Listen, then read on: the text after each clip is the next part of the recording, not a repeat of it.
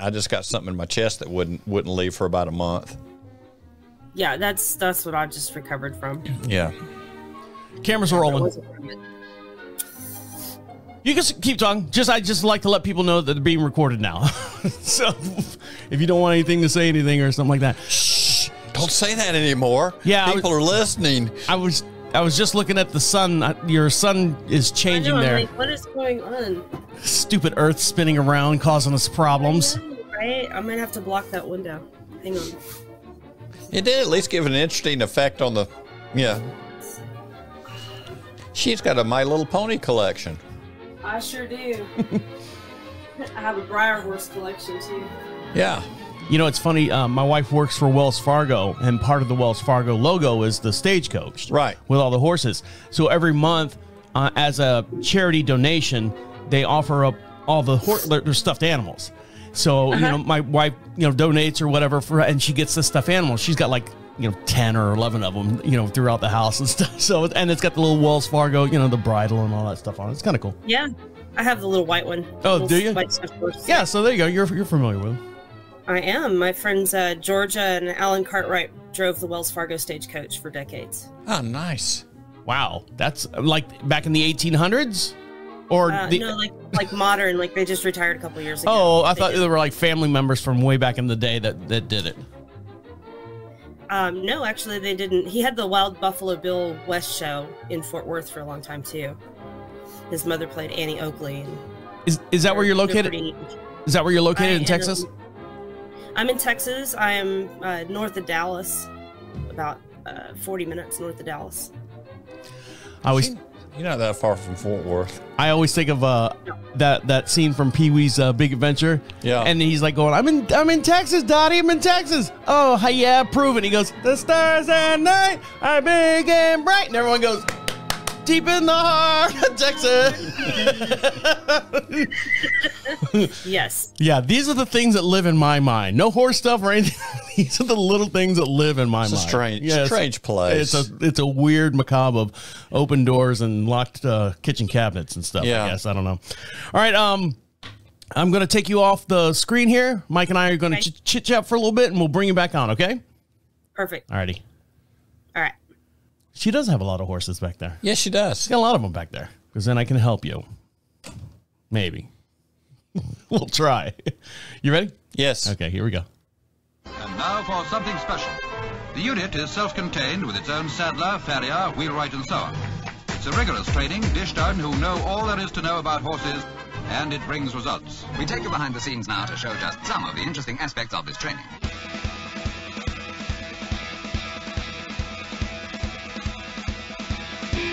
Welcome back to Equine Dynamics with Mike Stine, the award-winning #1 podcast to create sound of horses from the ground up.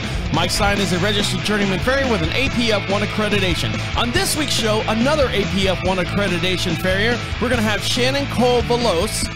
She's also a teacher of sports equine massage therapy and performs pulse electromagnetic field therapy, and also is a certified nutritionist for horses. Wow, she is a jack of all trades. And she's done a lot, yes. And over to my far hand side is Mike Stine. How are you? I'm doing good, Travis. How are you? I'm doing well. Now, here on the Equine Dynamics podcast, I said it was an award-winning podcast, and as we found out last week, Mike got an award for being part of this podcast and everything. So I think it's fair to say that we are now an award-winning podcast. We've got a block of wood, yes. Yes, a block of wood with your name on it. I'm still waiting for my name on it, but that's okay. I mean, we can scratch it on there. We'll put it on there, and one of those dynamo label makers. Yes, there you go. The old school ones that you spin the little dial around, that type thing.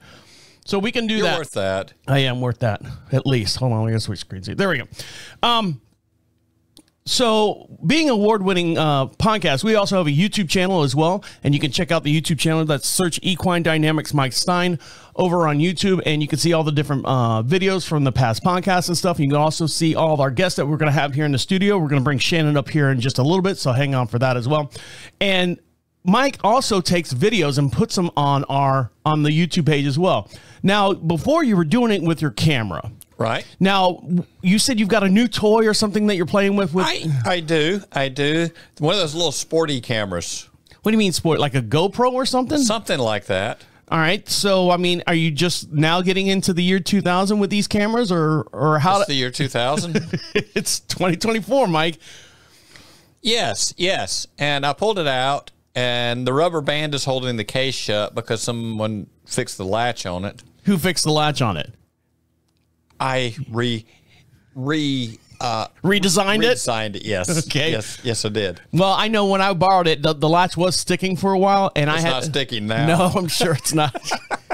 Nothing a good old 4-pound Farrier hammer can't fix. That's right. And an anvil. And I pulled it out, and I clamped it on the top of the shoeing box, right? Yes. And I hit the little on button, and it kind of sat there for a minute. I hit it again. It sat there for a minute. I hit it again, and it kind of came on. And I got it kind of aimed in a general direction. And I got that little watchy thing out, right? What watchy thing? It's got a little watchy thing with push buttons on it, so you can start it recording or not. Oh, like a remote control. Yeah. And Okay. yes, one of those. So anyway, I was getting ready. I picked the foot up, and for some reason it went ding. And I thought, cool, it's working. And I worked on the foot, and I went around there, and the battery was dead. Now, Mike, I know that you've got 3 or 4 batteries in that thing. As any good cameraman would know, you should have always a backup camera battery. And you did not, I'm assuming? I'm assuming that I had completely done everything before I figured out the battery was dead. So I'm not a good cameraman. So as a mechanic, you fixed the car, you got everything up and running, and you forgot to put gas in the car. This lawnmower ain't got no gas in it. Leave it to Mike. Leave it to Mike. Well, look forward to those videos as well. You know I'm technologically impaired. I know. And Mike's going to be taking a little bit more on-scene case studies and stuff like that. Videos with his little, what'd you call it, sporty cam?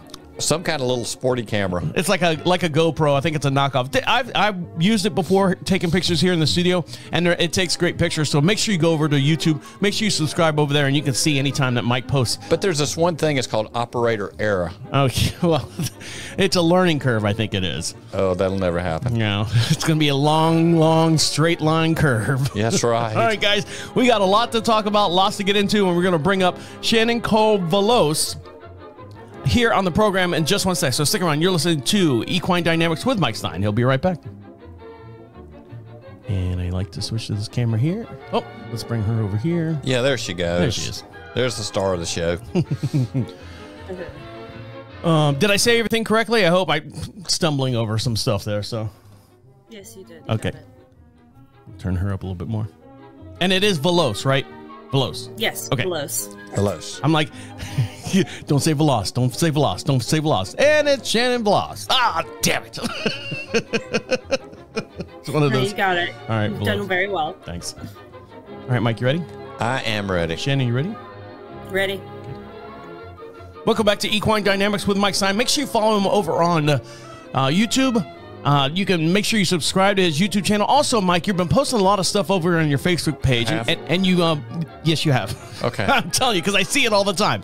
And you've been posting pictures of, you went to the summit. I went to the summit. And where was the summit at? The summit was at Cincinnati. Okay.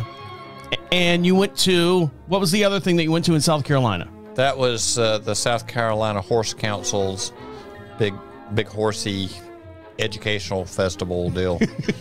That's kind of a lot to put on the billboard out there, but I guess it fits, you know. We'll make something work, even if it's wrong, right? But in the process, you are part of the IAPF Association, which is the International Association of Professional Farriers. Right. And one of your fellow teammates here we have on the air is Shannon Cole-Veloz. Right. And I'd like to say welcome to the show, Shannon. How are you? Oh, I'm doing great. Thank you for having me. So tell us how a young lady such as yourself, you know, normally, and I don't want to stereotype, you know, men and female as far as, you know, job types and stuff, but what made you as a female getting to wanting to work on horses' feet where it's normally like, you know, I know Mike's hands they look like farrier's hands. You know, what made you get into this field of, you know, being a farrier and working on horses' feet? I had a carriage company based out of Dallas, Texas for over 20 years and had numerous issues with my horse's feet and went through quite a few different farriers due to lack of education, incompetence, just being sloppy. and decided that I was going to learn how to do this and I was going to do it better, and kind of just took things into my own hands. Did an apprenticeship, and I just have never looked back. I never intended to be a farrier. That was not in the cards for me. But I've fallen in love with it. I absolutely love working on hooves. I consider myself a hoof nerd. Well, I mean, I can see it, you know, just in your personality. You know, if you want something done right, and, you know, just take it by the horns. I'm going to learn everything that I can do with it, so I know the exact way of how it should be done correctly, instead of being, you know, out in the open and not knowing, not knowing exactly, you know, what taking everyone else's word for it. And I applaud you for that, because, you know, the IAPF also, you know, promotes having anyone, whether you want to be a farrier or not, to come in there if you're a trainer, if you're a rider, just to learn the horse's feet. And so you know the concept as far as what's going on, you know, and to add to your repertoire as far as, you know, your tackle box of knowledge of being on horses. Correct. I was very attracted to the AAPF when I started, because I was very interested in the educational aspects, and that the fact that they keep track of our credentials and people can look us up and see what we may or may not have learned from year to year. So I've very much enjoyed being a part of the organization. Now, on top of being, you know, a farrier, you're also a teacher of equine sports massage therapy. Now, I mean, I guess the horse farrier system wasn't. If you want to fix that window, you can go right ahead. There you go. There we go. I turned the computer. How about that? That's fine. So I guess being a farrier wasn't enough challenge for you. You wanted to take on the equine sports medicine as well. So give us a whole. I want to know about that, because that is so interesting. And what's the difference between being a sports massage therapist as to just a regular horse massage therapist? What are the balance in between the two? Well, I guess it would be a distinction in learning about equine biodynamics and movement and mechanics of the horse, and specifically with performance horses. So the majority of horses that I do body work on are sports horses. So the dressage horses, the eventing horses, the jumping horses, the driving horses, the competitive driving horses. So that's Good night, Ned. My teacher was very into that, and we became partners and began teaching together. I didn't mean to be a farrier, and I also didn't mean to be a body worker. That happened. I understand that one. Now, if you could only figure out a way not to be a billionaire, you know, if you could just figure out, I didn't want to be a billionaire, but now I am. Yeah. Sure. I mean, I would love to have that to add to the accolades. I was in a pretty horrific carriage accident in 2015. A drunk lady hit my horses and left the scene, and my horses and I were all very severely injured. Was she hit you in an automobile? Correct, in a gigantic work van. She hit my horses and threw them into a truck, and I was driving them, and it pretty much pulled apart my hand and arm. Oh. And yeah, I was in physical therapy for a long time, and as were my horses. And that is when I decided that fall I was going to equine massage school so that I could learn how to rehab my horses through this extensive process, which took about 2.5, 3 years. Now, the question now, everyone out there that listens to the show, if this is your first time listening to the show, or you've been part of our numerous 8 seasons that we've had here on Equine Dynamics, we appreciate you guys, every single one of you. I am the simpleton of the show. My wife rides. She has all the horses. I'm the one that, you know, I have to go get the hay. I have to go get the feed. I'm the gopher guy. I'm the fixer guy. Oh, the horse. At least he serves a purpose. Yeah, exactly. I write the checks and I fix the fence. So that's my job. So bear with me if I ask you the simple questions that are here on Equine Dynamics. I always felt my wife has a massage therapist that comes out and does her horse, and the massage therapist that comes out, she's a little tiny person, and I'm like, how is this person going to massage this, you know, 1,500 pound animal and do any good for the most part? Now, I've been to a massage therapist before, and you know what I'm saying, at a spa or something, and I've had a female, and I've had both female and males. The females have done actually a better job than the males have, just because I don't know if they they put their whole into. They're meaner. Yeah, they're A lot meaner. They're a lot meaner. They are a lot meaner. So I've always had this notion that even us as humans, whether you're male or female, that how is massaging a horse beneficial or not beneficial, but how can we actually do a difference? Is it more style and technique rather than power and punch? It's all of the above. It's all of the above. Horses do have a little bit thinner skin than we do. And I work specifically on the fascia now of the horse. I'm a trained neurovascular conditioner person with myofascial release in the horse. So that is a technique that we use, a scraping tool called a blade or a gua sha tool. So you're working on those myofascial kinetic lines of the horse, and you work on one area and it releases the area in front and behind the area that you're working on. And then all of a sudden you have comfort in the horse and release. So for that, it's more technique. When it's hands-on body work and hands-on massage, yeah, sometimes you're doing trigger point. Sometimes you're doing it very deep to get into deep tissue. And sometimes you're just doing light hands-on work. Horses respond to a lighter touch as a general rule than they do with the deep tissue. That's more for, extensive injury and recovery that I work in the deep tissue. Now, my wife's got one of those guns, and she'll, put it on Diego or Dominique's chest and kind of, and my wife goes always that she can tell that the horse is enjoying it because the bottom lip does this right here. Just kind of, kind of just. Call it the bubble lip. What do they call it? The bubble lip. Yeah. Yeah. It's kind of like Mike's lip over there. That's right. So that's what most of the time when I'm trying to think. So Mike, you worked with Ray Morris for many years. Yes. And I saw Ray Morris do like this knuckle rotation. Yeah. Yeah. Is that Shannon, is that technique or is that the power and the punch? That's technique. Is it? Okay. Sure, Yeah. I do that as well. I do feathering. I do tapenade, where you on the big muscles. Yeah. There's quite a few different. There's effleurage, where you're just doing long strokes. There's many techniques to work on horses for sure. Now, how long have you been doing the techniques as far as being an equine sports massagist? I got certified at the end of 2015. Okay, so right after the accident. Now, I'm hoping that the horses have recovered as well as you have recovered from that accident. Yes, they did recover. They've both passed away since, but that was from old age. Right. But we actually did return to work driving carriage again after all of that as well. All right, so we're going to take a quick little break, and when we come back, just when you thought that Shannon didn't have enough power titles underneath her belt, she is also a pulse electromagnetic field therapist as well. So we'll dive into that when we come back. So stick around. You're listening to Equine Dynamics with Mike Stine. He'll be right back.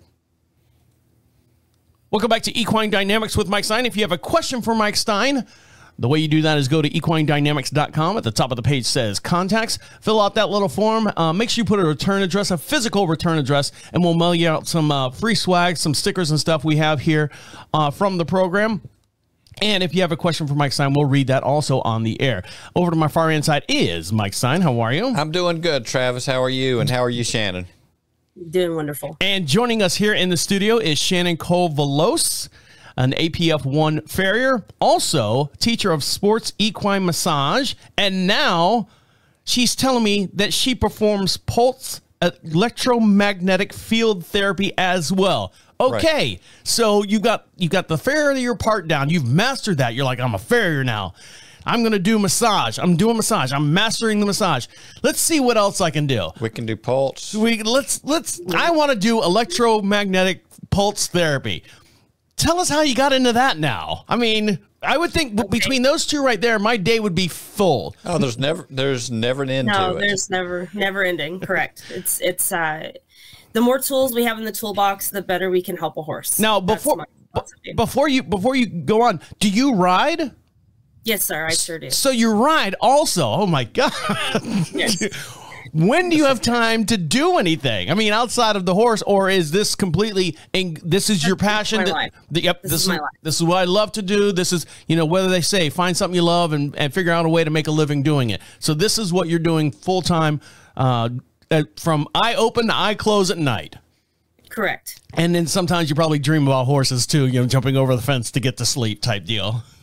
Yeah, usually, yes. I'm sure instead of sheep, I'm counting horses. So, or horses' hooves, maybe. Exactly. So tell us how you got into now. I mean, you were doing massage. Now, does the pulse electromagnetic field therapy work in tandem with the massages, or is this two separate entities? Yes. Yes and no. I do pulse electromagnetic field therapy on all of my clients' horses, whether I'm massaging them or not. A lot of times I pulse them while I'm shoeing them because it calms them down and brings circulation to tissues and just helps them with the healing process. I was introduced to PEMF in 2015 from my carriage accident. My right hand gelding, I was driving a pair, in the accident broke his left hock. And PEMF therapy is known to heal a compound fracture in 20 days. Right. They've been using that on humans for fractures for some time, and then they're looking at tendon ligament damage and all that sort of deal. I found some stuff where they are trying to further what they can do with it as far as human use. Now, when you think of a broken hog, anytime, like in the movies, the whole scenario, oh, he's broke, Trigger's broken his leg, you got to put him down. So is this not the case anymore, or is it only certain cases where this can be used to bring back healing? And when it does heal, is it 100%, or is it just kind of, okay, now this is going to be a pasture horse now? Okay, yeah, that's a complex question. You just asked a bunch all at once. Sorry, a bunch of questions all at once. Okay, I'm trying to keep up. Yes, yes, of course, when I heard my gelding's leg was broken, I was devastated. I thought, oh my gosh, his career is over. That's the end of it, retire him. He's going to be crippled. All the things run through your head. So, from an owner's perspective, you're absolutely terrified. You're scared. So I can empathize very well with owners when they have catastrophic injuries and accidents. In this case, it was like a crack through the bone. So it wasn't like broke in half where it was two separate pieces. Like a stress fracture or something. Right. It was a stress fracture. Correct. So this was not a career ender, life ender, and it did not affect his joint. So he was very lucky in that respect. He recovered, made a full recovery. That's how I was introduced to PEMF. We started pulsing that leg and my arm and wrist and shoulder and neck from the accident. So I also got treatment when he was getting treatment. And as soon as I got my settlement from that accident, that was the first thing I bought was my PEMF machine, because I knew I would need it for him and myself. And then I could use it in the toolbox for all of my clients. Yeah, I purchased one a little over a year ago, and I used it on my injuries. And, I was going to say, don't you have one that you're sitting on in your truck when you had a bad back several years ago? Well, yeah, I've got that. I've also got red light. Now I've got a bad back. I've got two, not to get in my personal stuff, but I've got two vertebrae that are crushed, and part of my relief is what are those tens? Where the electric is that the kind of the same system that you use? Is it that snapping electric popping that you feel? Different. It's different from a TENS. I've also got a TENS unit. Yeah, I have a TENS unit as well for horses, and that's called electrostim therapy. Yeah, it's different because PEMF goes to the layer of the cell and recharges the mitochondria of the cell to make the cell replicate healthier and stronger and remove the toxins. So you're affecting on a cellular level, you're affecting circulation and circulation of all different fluids, including the cerebrospinal fluid and the blood, the bile. You're moving all the toxins out of the body and out of the cells to increase faster healing. So that's what PEMF does. Now, something my wife always tells me when I use that TENS unit is to make sure I'm drinking a lot of water to flush that out. Yeah. Is that still true with horses? You want them to make sure they drink. Now, they always say you can bring a horse to water, but you can't make them drink. Right. So how do you do that? Every horse I work on after the session is complete, I do body work, PEMF, electrostim, sometimes all three together, sometimes kinesiology taping too. those horses are pretty smart. They drink right after the session. They know they need to drink to rehydrate and flush things out of their body. But it's probably a lot smarter than a human about that. Really. Correct. Sometimes I feel that way when I look out there. I'm like going, "Hey, Dominique, come here. I got carrots." And they're like, "Oh, no, you want me to do something. That's why I'm not coming over there." That's right. But when Mama goes over there, they know Mama. They don't know me. So, Well, oh, they know you. That's why they're not coming. exactly. You don't do me any favors. No. All right, so we're going to take a quick little break and come back. Not only has Shannon been a farrier, APF1 accreditation farrier, a teacher of equine sports massage, and also performs pulse electromagnetic field therapy, she's also a certified nutritionist for horses. And we're going to dive into that when we come back, as if her plate wasn't already full. So stick around. You're listening to Equine Dynamics with Mike Stine. He'll be right back. Doing great, Shannon, by the way. Thank you. Yeah, I'm having a good I'm time. just staying out of the way. You know, No. it's like a bad fungus. Mike, you have to speak up. Mike just kind of basically. Anything's bad. Well, he does. Normally, when we have a guest on the show, he's talked to you so many times, and I haven't. So I'm the one with all the questions, and Mike just kind of sits back and goes, "I told you. I told you that. I told you that. I told you that." So, Well, I'll tell you from experience with Ray, because in years past I did a chiropractic deal. I did all the massage with Ray and with Chris King, and all the body work. And with that kind of background for a farrier, when you take a quick look at a horse and you start making decisions, you can obtain so much more information quicker. Yes. well, I'm Yes. learning Especially that. with a trained eye. Right. Yeah, I'm learning that now with Shannon here. So. Right. All right, you ready, Yes. Shannon? You ready? Yes, sir. Okay. Travis. Welcome back to Equine Dynamics with Mike Stine. If you like Mike Stine to perform a clinic out at your location, the way you get a hold of him is to go to equinedynamics.com. At the top of the page says clinics. Fill that out, and Mike can perform a clinic out at your location, your event, your opening attractions, anything. If you got a barn with a whole bunch of horses and a whole bunch of riders and a whole bunch of owners and farriers as well, Mike will come out and perform a clinic out at your location. And we can also do this podcast just like you see here on the YouTube channel. We can do this at your location as well. And over to my far hand side is Mike Stine. How are you? I am doing good. I'm doing very good. How are you, Shannon? Doing great, Mike. And joining us here in the studio is Shannon Cole-Veloz, an APF1 accreditation farrier. Get your pens out. Also a teacher of sports massage therapy, and also performs pulse electromagnetic field therapy. And on top of all that, if she didn't have enough challenges at the end of the day, she's also a certified nutritionist for horses.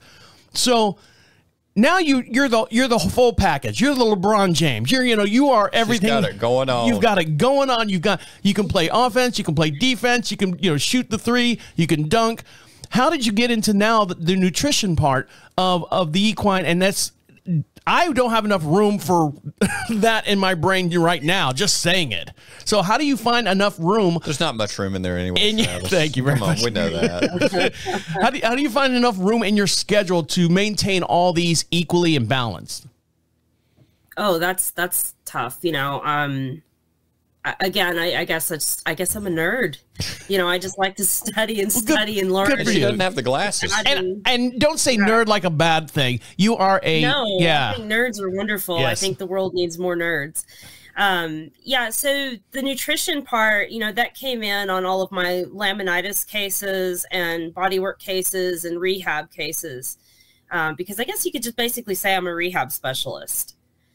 And I would holistic farrier. I would imagine through your accident, you probably didn't know that your life was going to take, pardon the pun, this turn. And, Nope. you were just doing, hey, this is what I'm doing. This is what, this is my life. This tragic event happened to you. And now it just, hey, I'm learning this. I'd like to learn, or I'm getting familiar with this. I'm learning this now.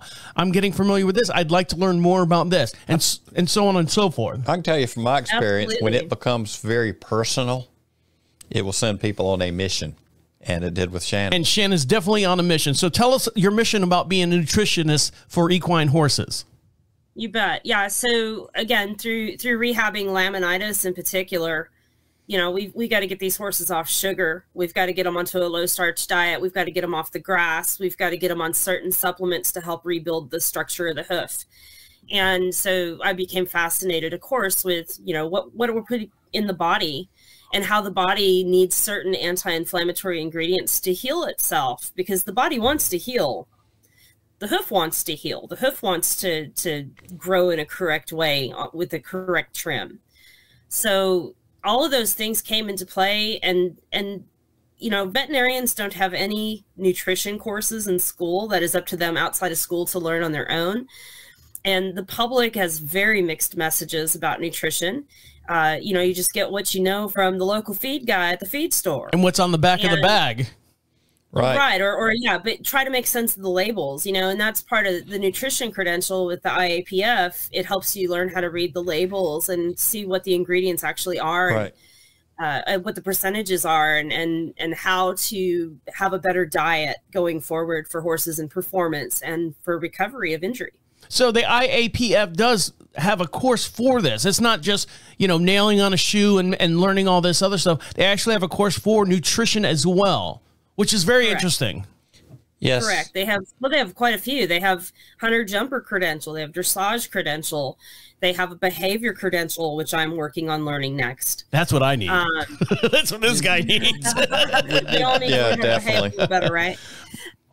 Yeah. So yeah, that's another thing that I love about the organization, that it is diverse and it is including different modalities to help us be better farriers and help us to educate owners to be better owners and to help their horses be better. Now, something I've always said this a million times, and we had was it Eric Shoup that was here? Eric Shoup, and we had Dr. Marty from Cargill. Yep, and Eric Shoup, he was here in the studio with us, and he's a representative for Purina.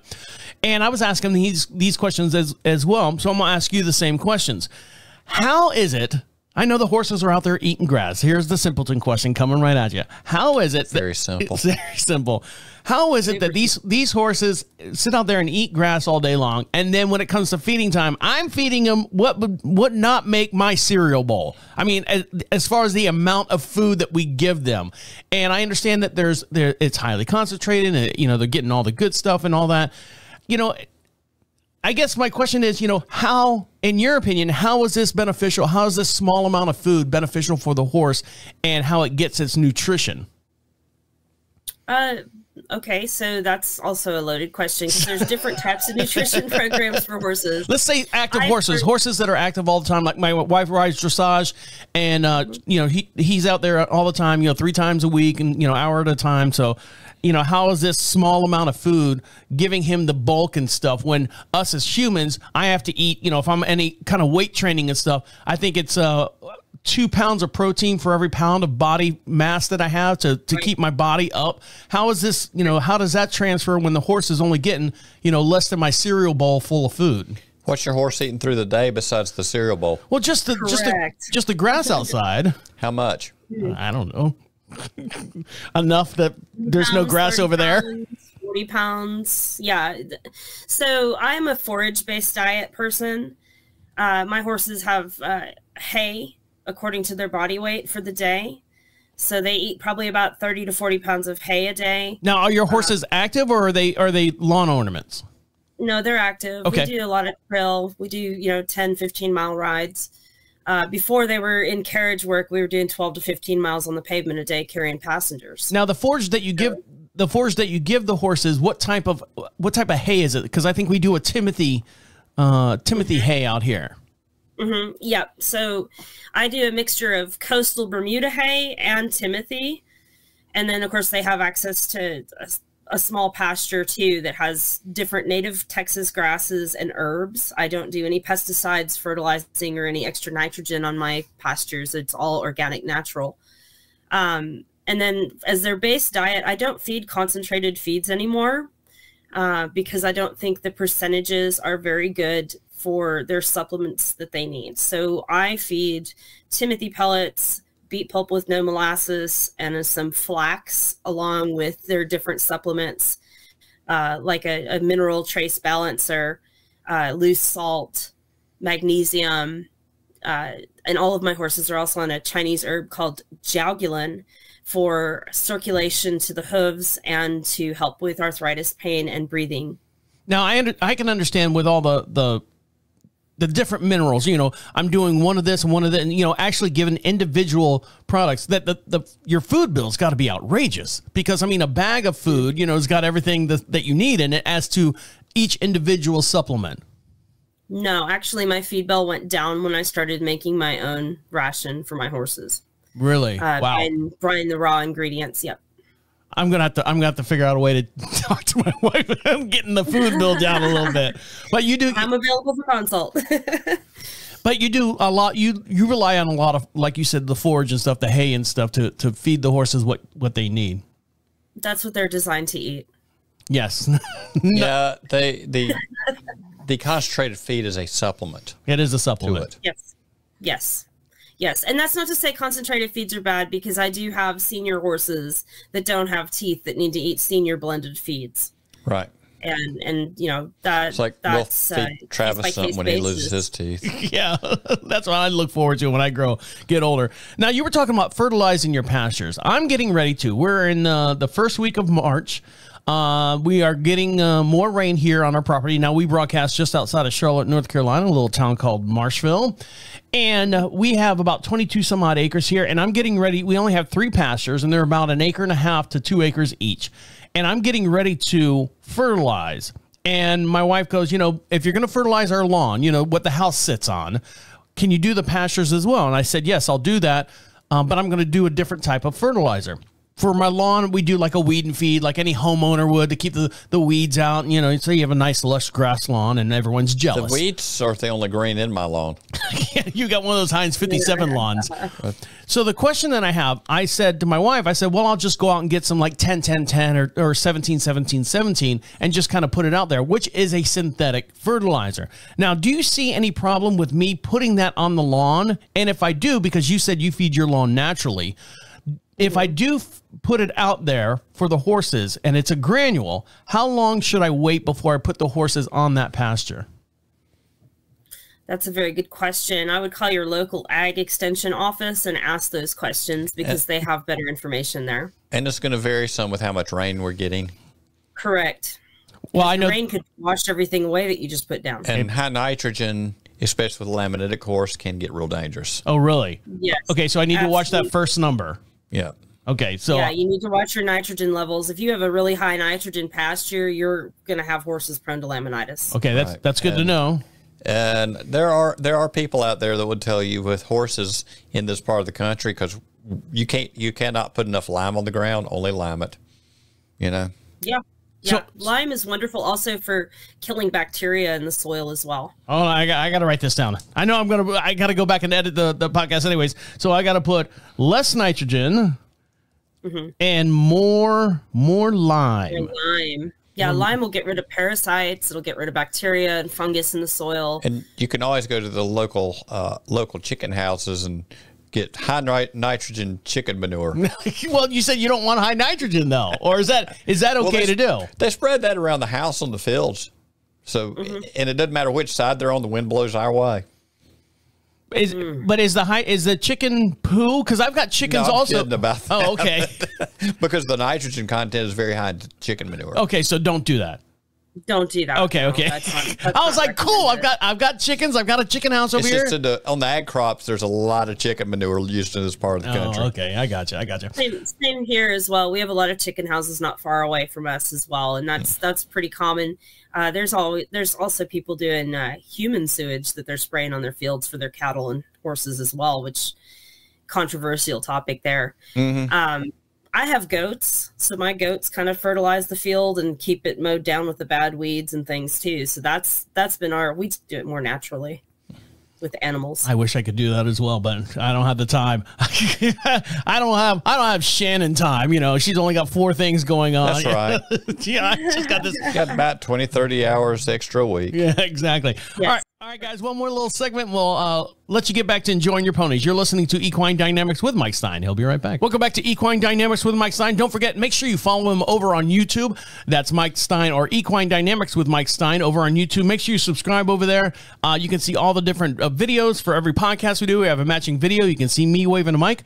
microwaving me, and over there on my far inside is Mike Stine. How are you? I'm doing good. I'm doing good. And joining us here in the studio as well. Oh, let me switch cameras here so we can all see her. You shut her down. I did not shut her down. Yes, you did. And joining us here in the studio is Shannon Cole-Veloz, who is, get your pens and paper out again. She is an APF1 accreditation farrier. She's a teacher of sports equine massage therapy, performs pulse electromagnetic field therapy, and is also a certified nutritionist for horses.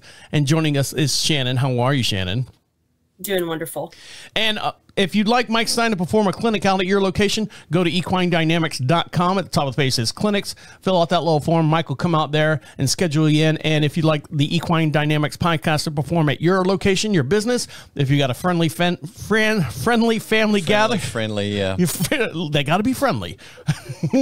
Family gathering. We can perform at your location as well.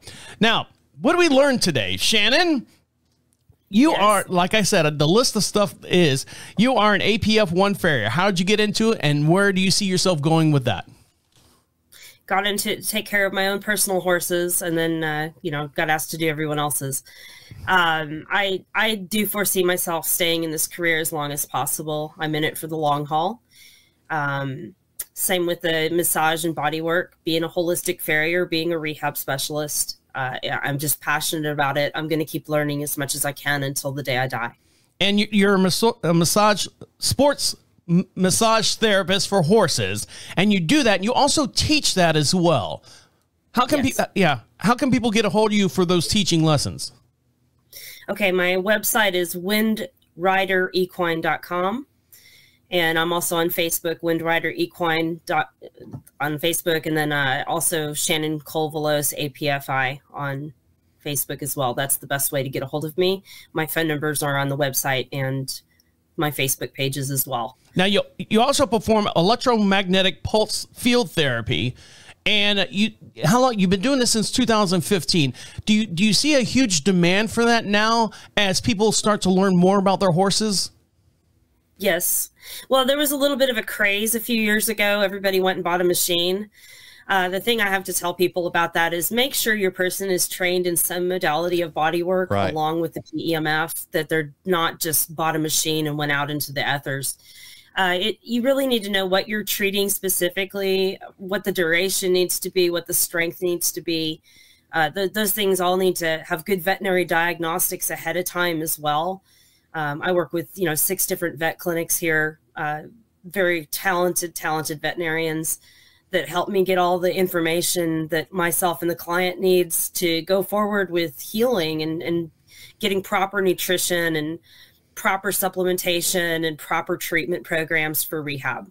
Now, one of the things you said about veterinarians when they go to school, there's no nutrition lessons. There's no curriculum for nutrition for veterinarians. And you would think that would be part of, hey, if I'm going to give a horse a certain medicine, I need to make sure what they're eating type deal. But you yourself has taken upon yourself through the IAPF to get your certification in nutrition for horses. So tell us how again, that path and how that benefits everything else that's on your plate. Well, nutrition is the building blocks of everything. What you are, what you eat. And no hoof, no horse. And if we don't have proper nutrition, we're not going to have healthy hooves. We're not going to have a healthy horse. So it's all very much connected. Back to the veterinarians getting no nutrition. Human doctors don't take nutrition either. Isn't that scary? So busy. It's terrifying, really. But they're so busy learning surgical procedures, all of the different ailments and all of the different prescribed medications. I was going to say medication, chemical compounds, all that stuff.